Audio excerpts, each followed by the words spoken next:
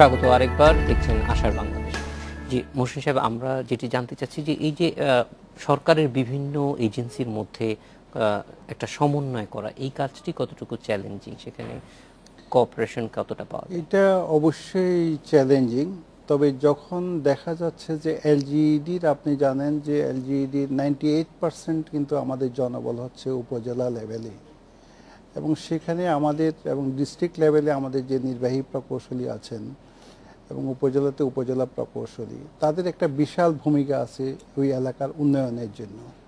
তো সেখানে আমরা একমাত্র আমরা কোঅর্ডিনেট করার যে ভূমিকাটা, যেহেতু এখানে আপনার এগ্রিকালচার আছে, লাইভ স্টক আছে, ফিশারিজ আছে এবং ক্ষুদ্র ঋণের মতো কার্যক্রম আছে, বাংলাদেশ কৃষি ব্যাংকের সাথে যেটা করা হয়েছে আর কি। তো সেখানে সবাইকে একটা ফোরামে নিয়ে আসা, শুধুমাত্র আমরা বলছি যে 90,000 মানুষের ভাগ্য উন্নয়নের জন্য আমরা শুধু কাজ করব।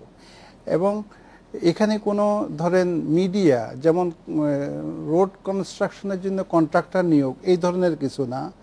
এমনকি জলমহালের উন্নয়নের জন্য যে এক্সক্যাভেশনের কাজ, এটা বাহিরের কোনো লোককে দিয়ে কন্ট্রাক্টরি করা, এই ধরনের কোনো মোটিভেশন ছিল না।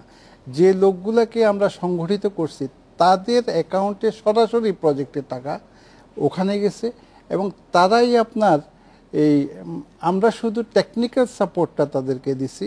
বিভিন্ন মন্ত্রণালয়ের যে দপ্তরগুলো আছেন তাদের এক্সপার্ট যারা আছেন ওদেরকে আমরা একটা ফোরামে নিয়ে আসছি, এবং ওনারাই ওনাদের কাজগুলা এই গরিব মানুষের উন্নয়নের জন্য যখন বলা হয় তখন কিন্তু সবারই সহযোগিতা আমি দেখছি, সবারই আপনার একটা সহযোগিতা আছে। যেখানে বলেন এটার যেই কাঠামোগুলো জেলা পর্যায়ের, এটার কোঅর্ডিনেট করা হয়েছে জেলা প্রশাসকের মাধ্যমে, উপজেলা পর্যায়ের এটা উপজেলা নির্বাহী অফিসার, এটার কোঅর্ডিনেটিং কমিটির যে হেড ছিলেন, এবং ওই ফোরামেই সকল কর্মকর্তা বসে সিদ্ধান্ত নিতেন কোথায় কোন কাজটা হবে। এখানে একটা জিনিস একটু জানতে চাই যে জলমহলগুলি বিভিন্ন সময় দেখা যায় যে এইগুলি প্রকৃত জেলেদের কাছে যায় না, এরকম অভিযোগ পাওয়া যায়। তো আপনারা এই জিনিসটা কিভাবে নিশ্চিত করেছেন? এটা আপনি যেটা বলছেন যে প্রকৃত জেলেদের কাছে যায় না, এটা কিন্তু কাগজে কলমে কিন্তু প্রুভ করা যাবে না। কারণ জলমহালগুলো যেটা দেওয়া হয়েছে, প্রত্যেকটা জলমহাল সরকারের যেই নীতিমালা আছে, নীতিমালার মাধ্যমে কিন্তু পরিচালিত হচ্ছে, এবং সেখানে মৎস্যজীবী সমিতিগুলোকেই প্রাধান্য দেওয়া হয়। আপনি জানেন যে 2009 সালে যে জলমহাল নীতিমালা আছে সেখানে জাল জাল জলাতার এই নীতিতেই আদর্শেই দেওয়া হয়। তবে এখানে একটা দেখার বিষয় আছে, সত্যিকার মৎস্যজীবী সমিতিগুলা কতটুকু ক্যাপেবল যে এই জলমহালগুলোর ব্যবস্থাপনার দায়িত্ব তাদের নেওয়া। মানে সত্যিকারের জেলে যারা, তাদের যোগ করতে চাই যে একজন সাংবাদিক হিসেবে আপনি নিশ্চয়ই জানেন যে আসলে এই জলমহলগুলো আসলে কারা লিজ নিচ্ছে। প্রত্যেকেই দেখা যায় প্রভাবশালী, তারা মহসিন কথাও বোঝা গেছে যে কাগজে কলমে এটা প্রুফ করা কঠিন। তার মানে কোনোভাবে কাগজটা হয়তো আপ টু ডেট থাকতেছে, অ্যাকর্ডিং টু দ্য ল হচ্ছে। আসলে তারা বড় ধরনের মৎস্য ব্যবসায়ী বলা যেতে পারে, কিন্তু জেলে বা মৎস্য না, আপনার একটা জলমহলে যে লিজ ভ্যালু দিতে হয় সেটা কিন্তু অনেক বড় ব্যাপার। একজন মৎস্যজীবী বা মৎস্যজীবী সমিতির যদি ফুটিং যদি স্ট্রং না থাকে, সম্ভব না আসলে, তাহলে কিন্তু তাদের পক্ষে এটা সম্ভব না। এবং এখানে অনেক ম্যানেজমেন্ট ক্যাপাবিলিটির দরকার আছে। মৎস্যজীবীরা এটা কোথা থেকে পাবে? তাদেরকে যদি ব্যাকআপ সাপোর্ট যদি না দেওয়া হয়, কেউ যদি এটার পিছনে কাজ না করে, তাহলে তো আপনার এরা করতে পারবে না। তো এটার জন্য নিশ্চয়ই ওদেরকে নিশ্চয়ই কোনোভাবে ব্যাকআপ সাপোর্ট দিচ্ছে, এবং সেইভাবে তারা জলমহালগুলো নিতেছে। যেমন ধরেন আমরা 1000 জলমহাল সুনামগঞ্জে, তার ভিতরে মাত্র 250টা। অন্য জলমহালগুলো তো সরকারের জলমহাল নীতিমালার আওতায় চলতেছে। তো সেখানে আমাদের আসলে দেখতে হবে যে মনিটরিংটা আমরা যাদেরকে দিচ্ছি, প্রকৃত সরকারের স্বার্থটা কতটুকু আপনার ওরা বেনিফিটেড হচ্ছে। আপনাদের এই প্রকল্প এলাকায় জেলেরা কিভাবে উপকৃত হতো? আমি যদি বলি যে আমাদের যে 250টাকে ধরেন আপনার অ্যাক্টিভলি আমরা করতে পারছি, সেখানে প্রকল্পের কিন্তু প্রচুর জনবল ছিল। সেই জনবল এদের পিছনে সার্বক্ষণিকভাবে কাজ করছে। আমাদের একটা স্ট্রং প্ল্যানিং ছিল, পরিকল্পনা নিয়েই কিন্তু আমরা ধীরে ধীরে ধীরে ধীরে আগাইছি। প্রথমে একটা ট্রেডিশনাল যে ওয়ে, যে ট্রেডিশনাল যে পথের থেকে একটা সংগঠিত জনগোষ্ঠীকে জলমহাল দিয়ে তাদেরকে উপকার ভোগ করতে দেওয়া, এটা কিন্তু সহজ ব্যাপার ছিল না। আমরা এদেরকে প্রথমে অর্গানাইজড করি এবং আপনি দেখেন আমাদের মাননীয় তৎকালীন প্রতিমন্ত্রী মহোদয় আমরা ফিল্ডে নিয়ে গেছি এবং আমাদের সচিব মহোদয় 2 বার গেছেন, আমাদের প্রধান প্রকৌশলী মহোদয় 2-3 বার ভিজিট করছেন। সমস্ত এমপি, স্থানীয় যে এমপিরা ছিলেন, মাননীয় সুরঞ্জিত সেনগুপ্ত, আমাদের মান্নান স্যার, সবাই কিন্তু ওই এলাকারই জনপ্রতিনিধি। ওনাদেরকে নিয়ে আমরা এই প্রকল্পের যাবতীয় কার্যক্রম ফুল ট্রান্সপারেন্ট ওয়েতে সকল স্টেক হোল্ডারকে আমরা অবহিত করছি এবং সকলকে একটা প্ল্যাটফর্মে আনি। এই গরিব মানুষকে তারা যখন চেহারা দেখে, তাদের জন্য সবাই কিন্তু আসলে সহযোগিতার হাত বাড়াই দিয়েছেন। এবং আমি দেখছি যে সবারই যদি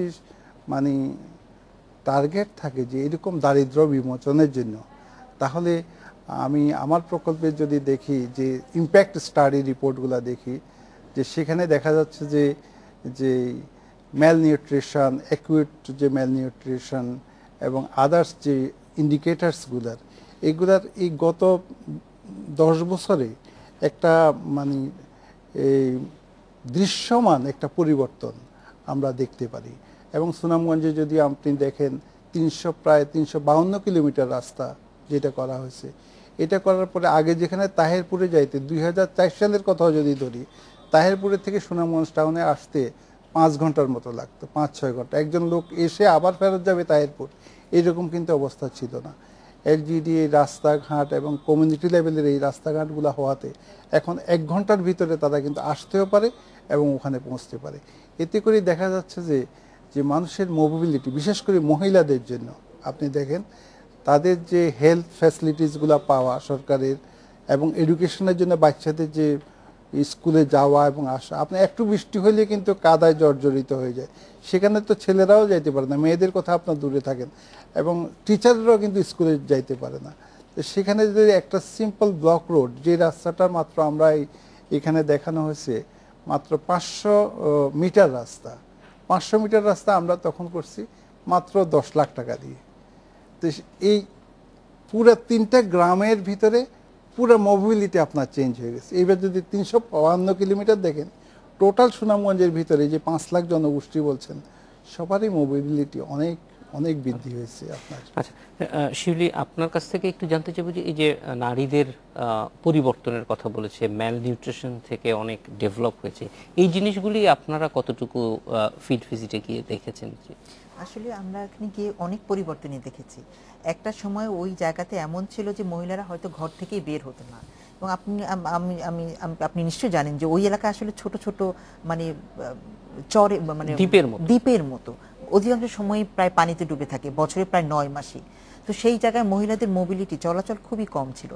কিন্তু এই প্রকল্পের একটা বড় সাফল্য হচ্ছে যে সেখানে সেই প্রেজুডিস ভেঙে সেই নারীদেরকে ঘর থেকে বের করে আনা সম্ভব হয়েছে। তারা এখন অনেক পরিশ্রমী, অনেক কর্মঠ।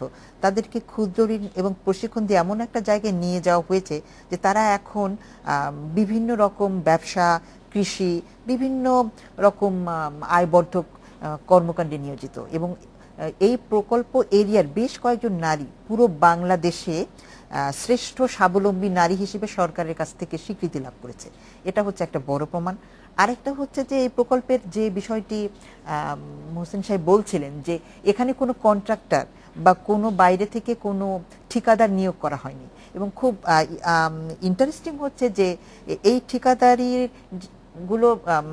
কাজগুলো হয়েছে আসলে এক ধরনের সংস্থা দিয়ে, যেটাকে বলে লেবার কন্ট্রাক্টিং সোসাইটি, এলসিএস, যার অধিকাংশই ছিল দুস্থ নারী। এবং তারা তাদেরকেই এই ঠিকাদারি দেওয়া হয়েছিল, তারাই এটা রাস্তা তৈরি করেছে, তারাই মেরামত করেছে, এবং এভাবে তারা যে অর্থ আয় করেছে তা দিয়ে তারা বিভিন্ন উন্নয়নমূলক কর্মকাণ্ড করেছে। তো এভাবে আমরা দেখেছি যে তাদের আর্থিক অবস্থার পরিবর্তনের সঙ্গে সঙ্গে তাদের সামাজিক অবস্থাও চেঞ্জ হয়েছে, এবং অনেকেই এখন স্থানীয়ভাবে লিডারশিপ রোল প্লে করছে। এবং কেউ কেউ আমরা দেখেছি এবং তাদের সঙ্গে কথা বলে জানতে পেরেছি তারা এখন স্থানীয় সরকার নির্বাচনেও অংশ নিচ্ছেন এবং আগামীতে নেবেন। Exactly. সো এই পরিবর্তনটা আসলে কম না। এবং আমি একটু জানিয়ে রাখতে চাই যে ইফাত সারা বিশ্বের যতগুলো প্রকল্প পরিচালনা করে বিভিন্ন দেশে, তার মধ্যে এই প্রকল্পটি প্রশান্ত মহাসাগরীয় এলাকায় মানে জেন্ডারের ক্ষেত্রে অবদান রাখায় বিশেষ পুরস্কার পেয়েছে।